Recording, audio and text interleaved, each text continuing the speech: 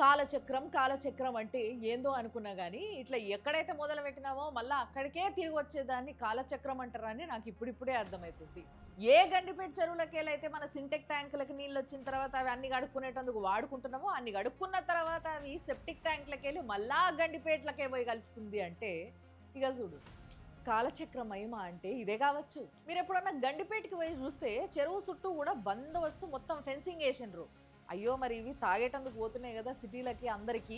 మరి అలా చెత్తేస్తారో, దిగుతారో, ఆడతారో, ఏమేస్తారో, ఏం చేస్తారో అని జెప్పేసి దానికి బందోబస్తు పెట్టిర్రట్లా అనేసి అనుకున్నాం.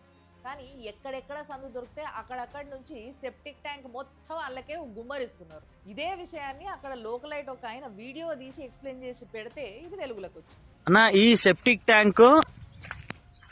ట్యాంక్ ఉంది కదా అన్న, ఇగో దీంట్లో పోస్తున్నారు. ఇగో దీంట్లో తెచ్చి ఈ గండిపేట చిల్లర బండ్లు పోస్తున్నారు, సెప్టిక్ ట్యాంక్ నింపుకొస్తున్నారు, మొత్తం బాత్రూమ్ అంతా తెచ్చి ఇళ్ళ పోస్తున్నారు. చూసారు కదా, ఏదైతే సెప్టిక్ ట్యాంక్ మలం తీసుకొచ్చి అలా కలిపేస్తుందో గండిపేటల, దానిపైన జిహెచ్ఎంసీ స్టిక్కర్ ఉంది. అంటే జిహెచ్ఎంసీ కాంట్రాక్టర్దే అది కూడా.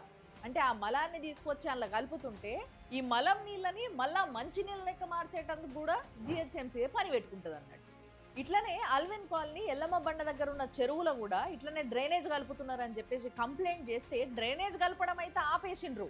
కానీ ఆ కలిపింది పూడిక తీయాలి కదా, అది తీయకుండా వదిలేసేసరికి దోమలు, చెత్త, అంత గబ్బు వాసన వస్తుందంట.